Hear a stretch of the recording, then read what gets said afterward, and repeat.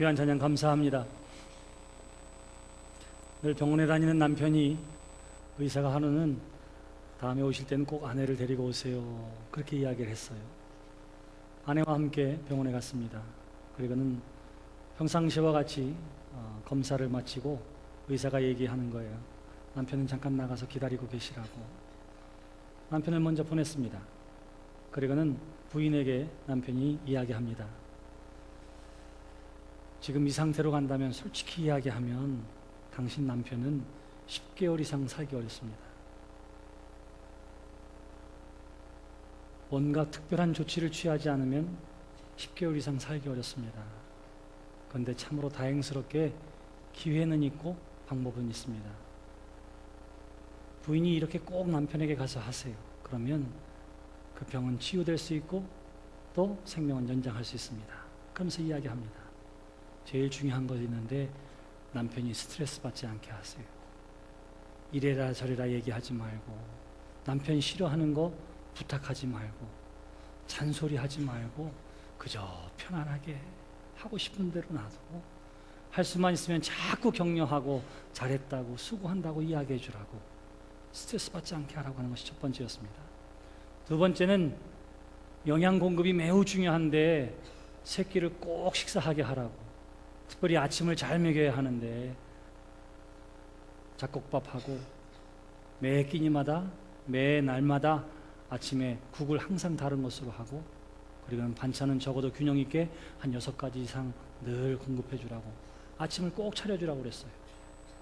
점심에는 단백질을 공급해야 되니까 참치, 쇠고기, 닭고기, 오리고기 매일 바꿔가면서 점심 식탁을 좀 준비해 주고, 저녁에는 소화에 도움이 되도록 각종 죽과 과일을 먹게 해주고, 또 중요한 것이 있는데 그것은 뭐냐 하면 할 수만 있으면 자꾸 용기를 불어넣어 주라고, 사랑한단 말도 자주 하라고, 그래서 마음을 따뜻하게 하고 편안하게 하고, 할 수만 있으면 스킨십도 많이 하라고, 아이고 수고하셨습니다, 아이고 사랑합니다, 그렇게 하라고 이야기했어요. 부인이 의사의 말을 듣고 나왔습니다. 남편이 차를 타고 가는데 부인이 아무 말도 안 하는 거예요. 남편이 걱정돼서 아내에게 묻습니다. 여보, 나 보내고 의사가 당신한테 뭐라고 얘기했어? 그랬더니 부인이 잠시 후에 딱 한마디 했어요. 당신 10개월 후에 죽는데.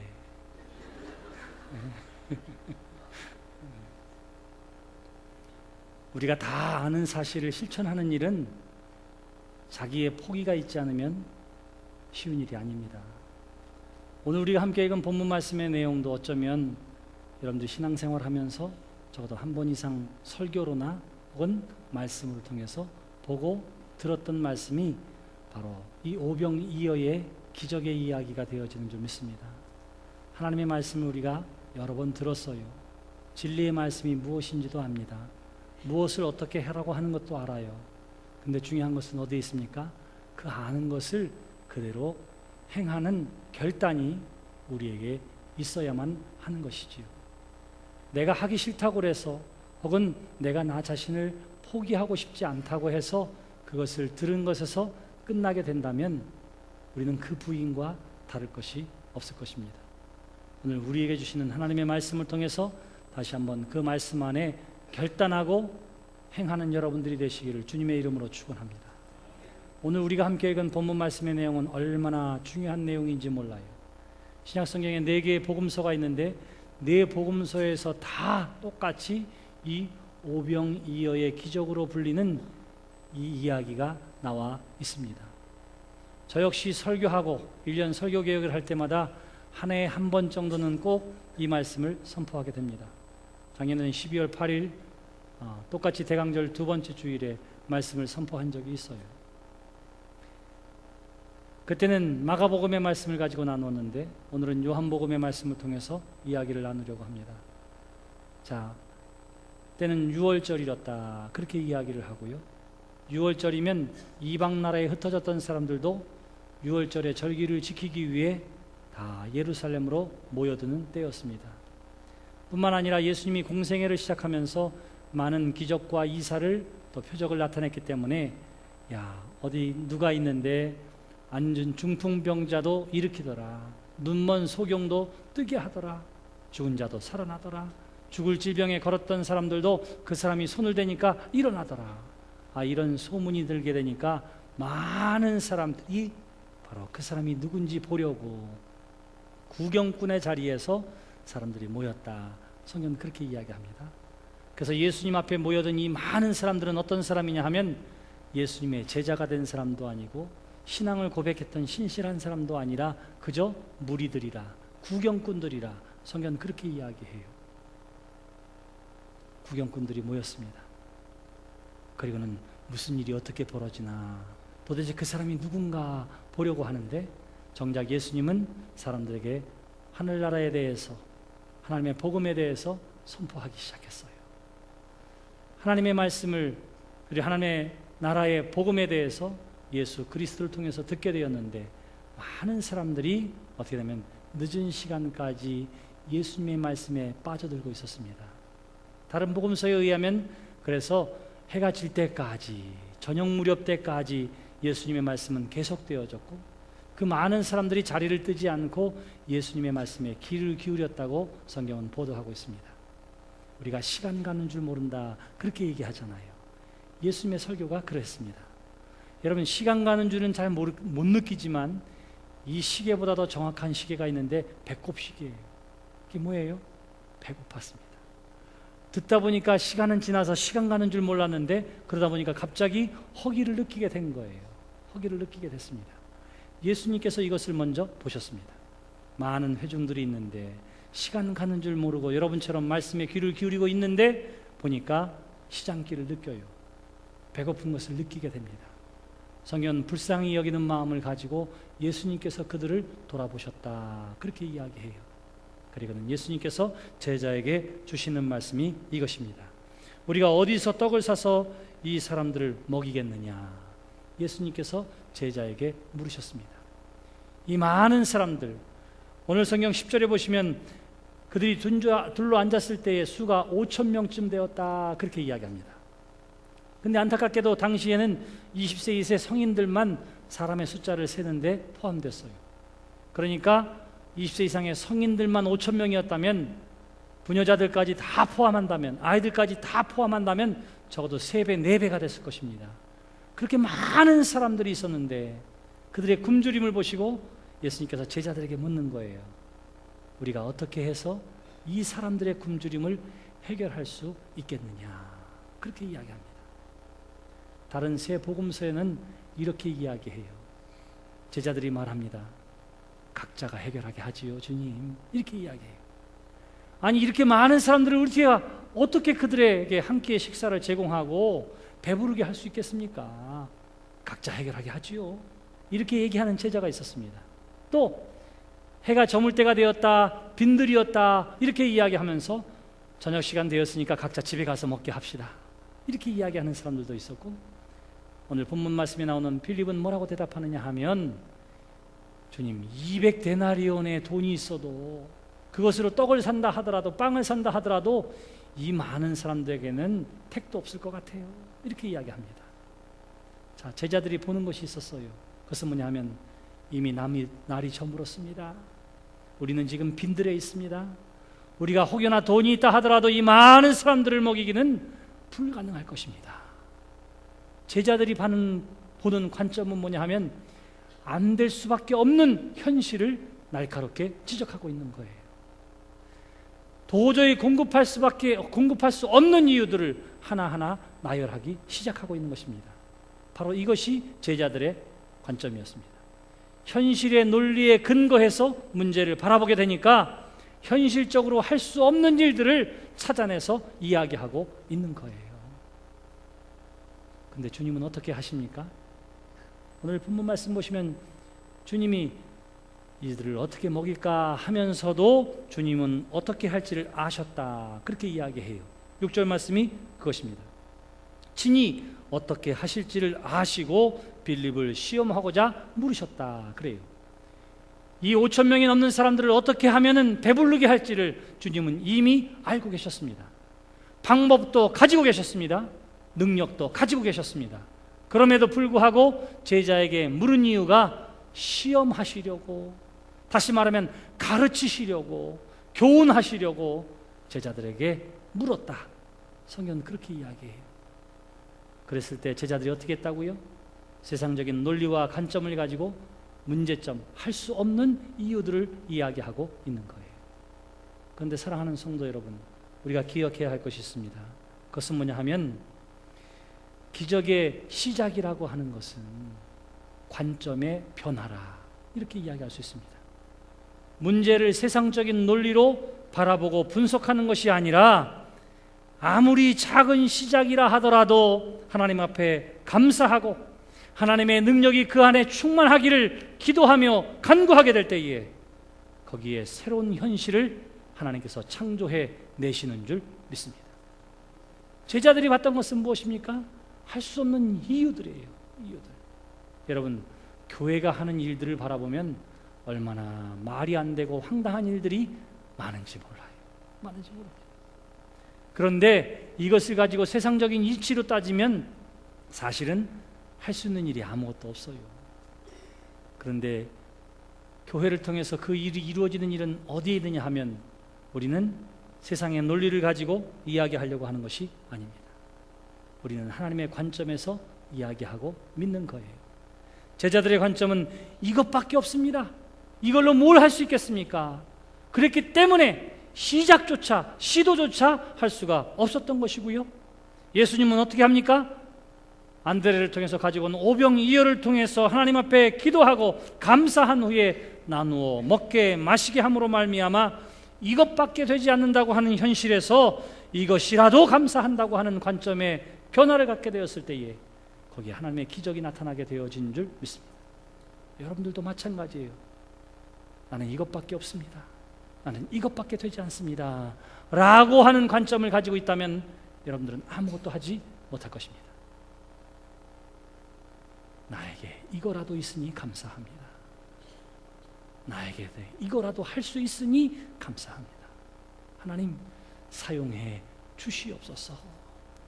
하나님 앞에 감사하고 내어 맡김을 통해서 하나님의 기적은 우리 가운데 나타나게 되어지는 줄 믿습니다. 하나님의 오늘의 이야기를 통해서 우리에게 깨우쳐 주시는 것이 바로 그거예요. 바로 그때에 안드레라 하는 제자가 그러한 침울하고 그리고 절망적인 분위기에서 한 소년을 데리고 예수님께 나옵니다. 그에게는 2마리의 물고기와 5덩어리의 떡이 있었고 이 떡을 어떻게 해서든지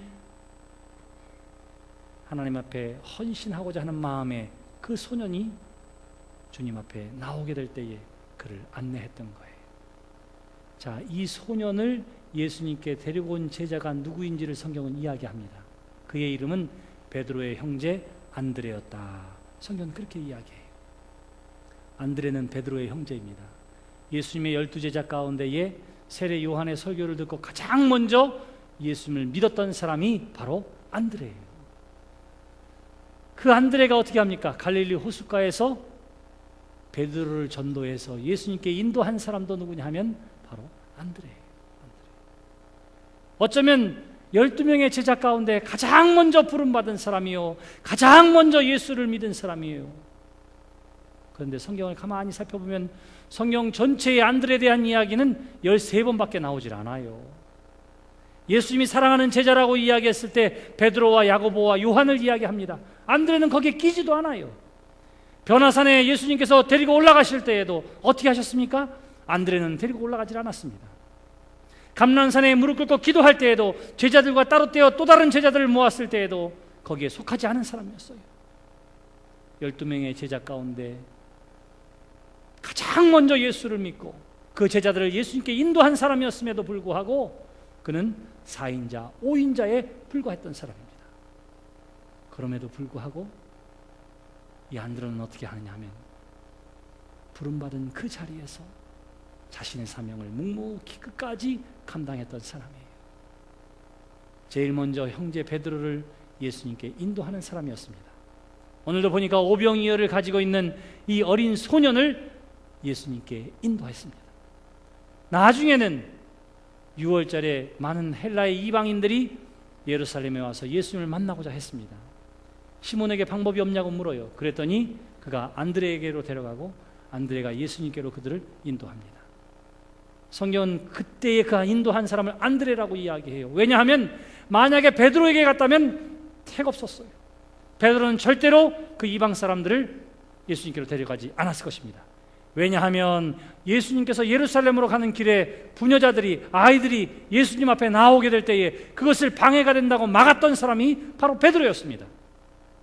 야고보와 요한은 어떤 사람인 줄 아세요? 더 범죄한 사마리아를 향해서, 그 성을 향해서 차라리 저기에 불을 내릴까요?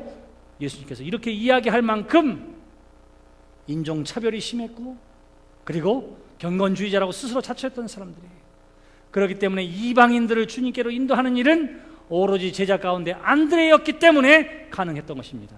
이와 같이 안드레는 예수님의 제자들 가운데 중심적인 역할에 서지도 못했음에도 불구하고 있는 자리에서 사람들을 하나님께로 인도하는 데에 자신의 역할을 감당했던 사람입니다. 내가 제일 먼저 예수 믿었는데, 내가 이 사람들 다 예수님께로 인도했는데 나를 이것밖에 취급하지 않나, 마음에 서운함이나 섭섭함을 가지고 있지 아니하고 하나님이 나를 이렇게 써주시는 것에 대해서 감사하고 부름받은 사명을 감당했던 사람이 안드레라, 이렇게 말할 수 있습니다. 오늘 이 땅의 교회는 안드레와 같은 제자들을 얼마나 많이 필요로 하는지 모릅니다. 순서, 명예, 자존심이 아니라 그래도 하나님이 나를 세워주신 것 감사합니다. 그 자리에서 최선을 다하는 제자를 지금 이 시간도 필요로 하고 있는 거예요. 안드레가 어린아이를 예수님께로 인도했습니다. 그러면서도 자신의 관점에서 이야기해요. 이것밖에 없는데 뭔 일이 있을 수 있을까요? 그것이 여전한 제자의 관점이었습니다. 그때 예수님께서 이 문제를 해결해 주십니다. 이 문제를 풀어 주십니다. 현실적인 논리의 근거에서 절망하고 있는 제자들에게 가르치십니다. 제일 먼저 이렇게 이야기합니다. 사람들을 무리지어 앉히라, 그렇게 이야기해요. 왜 앉으라고 이야기했을까요? 왜 사람들을 앉히라고 이야기했을까요? 빈들이었고 해는 저물 때가 되었고, 그리고 사람들은 배고팠습니다. 웅성거리고 있었어요. 예수님께서 하시는 말씀을 제자들이 거기에서 대답하는 것들을 사람들도 들었습니다. 어떤 사람은 아이고 예수님 각자 알아서 먹게 해주세요. 각자 집으로 가서 먹게 해주세요. 아니 우리에게 200데나리온이나 있다 하더라도 이 사람들을 우리가 어떻게 먹일 수 있겠습니까? 스스로 해결하게 해주세요. 이런 이야기를 들었단 말이지요. 사람들의 마음이 어땠을까요? 상처받았을 거예요. 기분 나쁠 수도 있고요. 그래 맞다 그렇게 생각할 수도 있어요. 이제 우리는 일어나 가야 되겠다 이렇게 생각할 수도 있었습니다. 그러니까 그 사람들이 다 웅성거리고 있을 그때에 주님 말씀하세요. 잠깐 앉으세요. 잠깐 기다리세요. 좀 침착하세요. 그리고 예수님이 하십니다. 그 물고기 2마리와 떡을 가져다가 하늘을 우러러 축사하시고 그래요. 하늘을 우러러 하나님 앞에 감사의 기도를 드리시고 제자들에게 나누어 주시며 사람들에게 주게 했다. 성경 그렇게 이야기합니다. 주님이 뭐 했다고요? 제일 하나님 앞에 감사 기도 드렸다. 그렇게 이야기해요. 기적이 있기 때문에 예수님께서 감사한 것이 아니라 지극히 적은 것이라 하더라도 이거라도 있으니 하나님 감사합니다. 하나님 앞에 감사를 드렸더니 5,000명이 먹고도 남은 기적이 있었다. 성경은 그렇게 이야기하고 있는 거예요. 왜 우리에게 기적이 나타나지 않느냐고 물으면 우리는 기적이 있어야 하나님 앞에 감사하지, 감사의 조건이 있어야 감사하지, 우리는 이런 관점을 가지고 있습니다. 그런데 여러분 기억하세요. 아무리 작은 것이라 하더라도, 아무리 보잘것없는 것이라 하더라도 하나님 앞에 헌신하고 하나님 앞에 감사하면 여기에 하나님의 기적이 나타나게 되어지는 줄 믿습니다. 기적이 감사를 낳는 게 아니에요. 감사가 기적을 낳게 되는 것입니다. 바로 예수님의 이야기가 이것을 우리에게 가르쳐주고 있는 것입니다. 하나님 앞에 감사했다. 사랑하는 성도 여러분, 무엇보다 하나님 앞에 감사하는 여러분들이 되시기를 주님의 이름으로 축원합니다. 이것밖에 안 돼요 말하지 마세요. 나는 이 정도밖에 안 돼요 라고 말하지도 마세요. 이거라도 있으니 감사합니다. 이렇게라도 할 수 있으니 감사합니다. 하나님은 그 감사 가운데에 하나님의 은혜와 능력을 나타내 보여주시는 줄 믿습니다. 하늘을 우러러 축사하신 후에 제자들에게 주시면서 말씀하십니다. 이것을 사람들에게 필요한 대로 나누어 주어라. 그래요. 공평하게 나눈다고 이야기하지 않아요. 어떻게 나눈다고요? 필요한 대로 나누라. 이렇게 이야기합니다. 여러분, 우리가 상식을 깨는 일들이 있는데 저 같은 사람이 음식을 많이 먹는다고 생각하지요? 그렇기도 하고 안 그렇기도 해요. 안 그런 사람들은 자기는 물만 먹어도 살찐다 그러는데 숨어서 보면 먹긴 많이 먹어요. 근데 의외인 경우도 있습니다. 그게 뭐냐 하면 말랐는데 많이 먹는 거예요. 그리고는 먹어도 찌지를 않는 거예요. 참 신기해요. 그래서 우리는 등치 큰 사람이 많은 걸 먹으리라 이렇게 생각하지만 실제로는 말랐는데도 많이 먹는 사람 참 많아요. 다 서로에게 형편과 처지가 달라요. 그렇기 때문에 예수님은 어떻게 하시느냐 하면 똑같이 150g씩 나눠주라 이렇게 얘기하지 않고 어떻게 나눠준다고요? 필요한 만큼 나눠주라. 달라고 하는 만큼 주어라. 이것이 예수님의 분배의 법칙이었습니다. 하나님이 우리에게 복을 주실 때에도 마찬가지예요. 준비된 그릇만큼, 필요한 만큼 하나님이 우리에게 나누어 주시는 줄 믿습니다. 엘리야를 통해서 사르밧 과부의 기름의 집에 기름을 부어주실 때에도 마찬가지였습니다. 준비된 그릇만큼. 성경은 그렇게 이야기해요. 주님이 어떻게 했다고요? 필요한 만큼 나눠줬다. 그렇게 이야기합니다. 저는 제가 하는 모든 목회가 다 성서적인 근거를 가지고 있어요. 예를 들면 2015년 달력이 준비되어 있습니다. 여러분 필요한 것대로 가져가시기를 바랍니다. 어떤 사람은 20개, 30개를 가져가도 필요한 만큼 가져가세요. 왜냐하면 그 사람은 인간관계가 많기 때문에 필요한 사람들을 알고 다 전도하려고 집집마다 주님의 이름으로 주어지고 그 교회 달력이 걸림에 저가 언젠가 그 말씀을 보고 주님 앞에 나오기를 기대하는 마음으로 전도하는 마음으로 100장이 됐든 200장이 됐든 가져가도 상관없어요. 필요한 만큼 가져가시기를 바랍니다. 모자라면 또 찍을게요. 근데 어떤 사람은 달랑 한 장이면 충분해. 뭐냐면 그는 은사가 뭐냐면 말씀 보고 기도하는 거예요. 골방에서 기도하는 은사를 가지고 있습니다. 그러니까 뭐예요? 달력은 기도하는 자기 골방에 하나만 있으면 돼요. 나누어질 이유도 보이질 않아요. 그러면 그는 한 장만 가져가면 돼요. 그런데 한 장 가져가면서 30장 가져가는 사람을 새 눈으로 째려보거나 뭐야 저거 이러면 안 된단 말이에요. 왜? 필요한 만큼 가져가는 것입니다. 필요한 만큼 가져가. 우리가 천사 나눔 운동을 하는데 여러분 여기에 동참하시기를 바랍니다. 그리고는 필요한 것 나누고 싶은 사람들의 명단을 작성해서 주시면 우리가 그 사람 이름으로 우리가 준비해 놓겠습니다. 그랬어요. 어떤 사람은 쌀 한 가마를 요구하는 사람이 있고 어떤 사람은 10가마, 20가마를 요구하는 사람이 있을 거예요. 왜? 자기의 눈에 필요한 사람들이 많이 보이기 때문에 그런 거예요. 교회는 어떻게 할까요?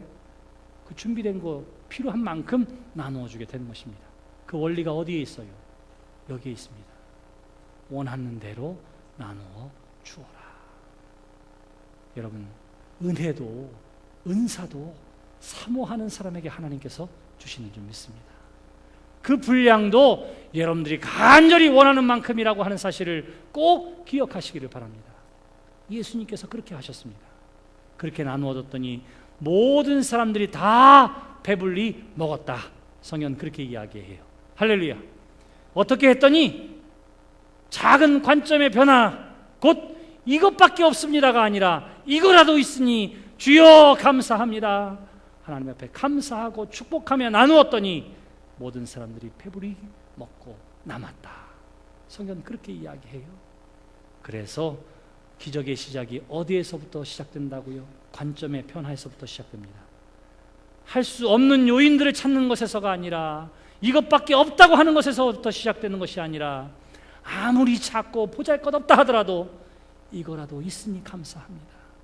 하나님 이것이 하나님의 영광을 드러내는 도구가 되게 해 주시옵소서. 헌신하는 거기에 하나님의 은혜와 능력은 나타나게 되어지는 줄 믿습니다. 그래요. 그래서 모든 사람들이 배부르게 먹게 되었다. 그래요. 그런데 그 다음 예수님께서 하신 말씀을 귀 기울여 들으시기를 바랍니다. 뭐라고 말씀하시느냐 하면 이렇게 이야기해요. 남은 조각을 거두고 버리는 것이 없게 하라. 그거예요. 많은 사람들이 배불리 먹었습니다. 그리고도 남아서 보니까 12광주리에 가득 찼다. 성경은 그렇게 이야기해요. 근데 주님이 뭐라고 했다고요? 버리지 말고 다 거두어들이라, 다 모아놓으라. 그렇게 이야기합니다. 자, 처음 시작할 때를 보세요. 물고기 2마리, 떡 5덩어리였습니다. 보잘것없는 것처럼 보였어요. 근데 이것이 하나님 앞에 드려진 바 되었을 때에 하나님의 은혜와 능력을 통해서 5,000명이 먹고도 12광주리가 남았습니다. 지금의 이 12광주리는 모두가 다 배부른 상태예요. 풍족한 상태예요. 그러니까 이것은 그냥 흘리고 버려도 될 만한 풍요로움이었습니다. 근데 주님이 말씀하시는 거예요. 그때 먹고 남은 것 버리지 말아라. 다 거두어 드리라. 이렇게 이야기함으로 말미암아 넉넉해지면 잊어버리기 쉬운 양식의 소중함을 우리에게 깨우쳐주고 있는 거예요. 여러분, 우리 교회도 마찬가지입니다. 제가 처음 교회 신앙생활하고 목회에 나갔을 때에 한 영혼이 얼마나 귀했는지 몰라요. 얼마나. 제가 처음 목회 나갔을 때에 새벽 예배에 가장 많이 참석한 때가 언제냐면 120명이에요. 120명. 딱 3일 그랬습니다. 3일. 왜? 큰 교회에서 3박 4일 수련회로 와 있었거든요. 그때 빼놓고는 평균 몇 명이 참석했느냐면 1.2명이에요. 목회하는 5년 내내 몇 명이라고요? 1.2명. 통계를 내니까. 왜 1.2명이냐면 1은 저고요. 0.2는 저희 집사람이에요. 어쩌다 일어나면 나오는. 그랬을 때 간혹가다 술 드시고 새벽에 불 켜져 있으니까 저기가 자기 집인가 보다 하고 들어오는 분들이 계셨어요. 그냥 뒤에서 그냥 누워서 뜨뜻하니까 주무시는 거예요. 그런데도 목사에게는 얼마나 소중하고 귀하고 감사한지 모르겠더라고요. 예배도 마찬가지였고요. 지금 제가 이곳에 와서 목회하면서도 그때 가졌던 그 한 영혼에 대한 마음을 지금도 가지고 있어요. 우리 교회가 많은 사람들이 예배하고 새신자가 늘어난다 하더라도 그래도 한 사람 한 사람이 얼마나 귀중하고 소중한지 모릅니다. 제가 처음 목회를 시작했을 그때나 지금 많은 사람들이 함께 모여 예배하는 지금이나 한 영혼에 대해서는 늘 소중하고 귀한 마음을 가지고 있어요. 그렇기 때문에 예수님께서 지금 하시는 이 말씀, 넉넉하고 풍성하다 하더라도 그 귀한 것을 잊어버리지 말라고 예수님께서 가르쳐 주시는 이 말씀은 저와 여러분 모두도 귀담아 듣고 마음밭에 새겨야 할 하나님의 말씀이 되어지는 줄 믿습니다. 풍성한 때문에 소중함을 잊지 않는 여러분들이 되시기를 주님의 이름으로 축원합니다. 이제 보세요. 바로 하나님의 이러한 은혜와 은총을 경험하고 드려진 오병이어를 통해서 5,000명이 먹고도 남는 기적을 경험했더니 사람들이 뭐라고 이야기합니까? 이제야 이 표적을 보고 말하되 이는 참으로 세상에 오실 그 선지자라 하더라. 그렇게 이야기해요. 이제야 비로소 구경꾼들이 그것을 바라보면서 저분이야말로 이 땅에 오실 예언된 그분이시구나 하는 것을 알게 되었다. 그러니까 여기서 기적의 목적이 뭐예요? 표적의 목적이 뭐예요? 오병이어를 통해서 5,000명을 먹게 하신 하나님의 뜻이 뭐예요? 이것을 통해서 하나님의 영광을 드러내기 위함이라 성경은 그렇게 이야기하고 있는 것입니다. 사랑하는 성도 여러분, 주님의 이름으로 여러분들에게 권면합니다. 하나님의 기적은 어디에서부터 시작되느냐 하면 관점의 변화에서부터 시작돼요.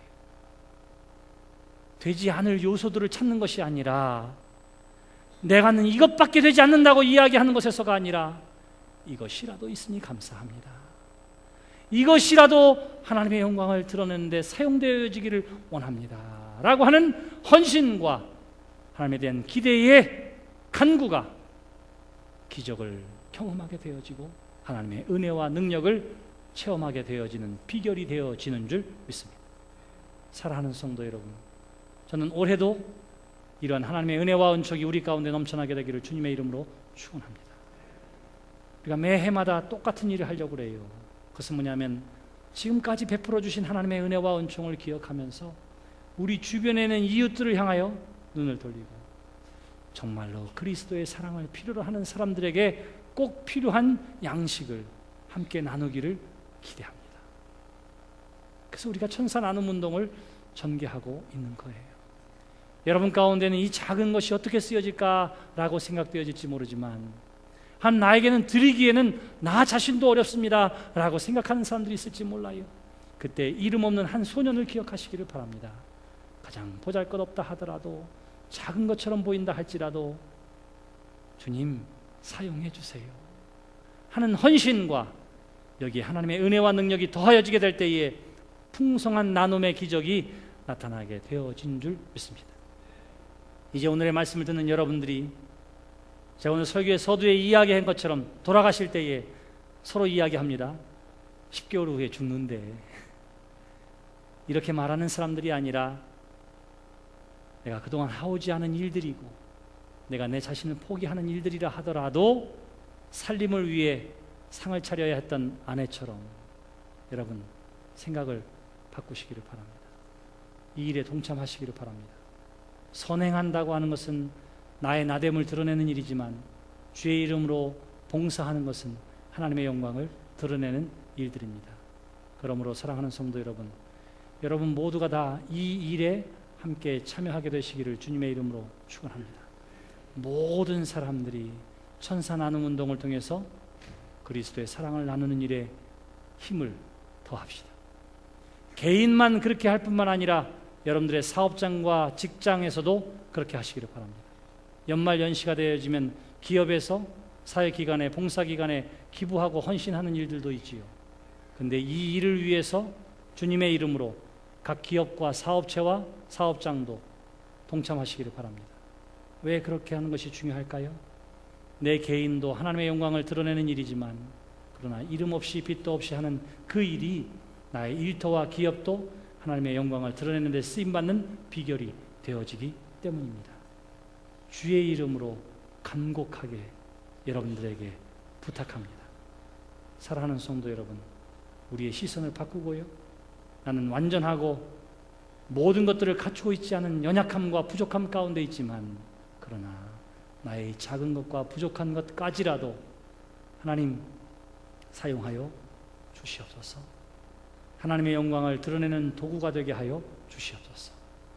하나님 앞에 드려진 바 되어지고 감사할 때에 하나님의 은혜와 능력은 그 위에 임하게 될 것이요, 그것을 통해서 이 세상을 풍요롭고 아름답게 하는 하나님의 기적은 나타나게 될 것이며, 그로 말미암아 하나님의 하나님 되심을 아는 일들이 저와 여러분들을 통해서 교회를 통해서 드러나고 나타나게 되기를 주님의 이름으로 축원합니다.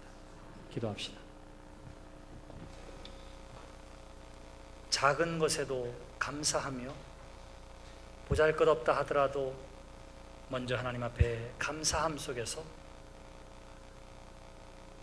하나님의 은혜와 능력이 임하여지고 그것에 하나님의 놀라운 역사하심이 나타나므로 하나님의 영광을 드러내는 데 쓰임받는 우리 모두가 되게 해주시고 교회가 되게 해주시고 저들의 가정과 자녀와 일터가 되어지는 복을 베풀어 주시옵소서. 예수님의 이름으로 기도드렸습니다.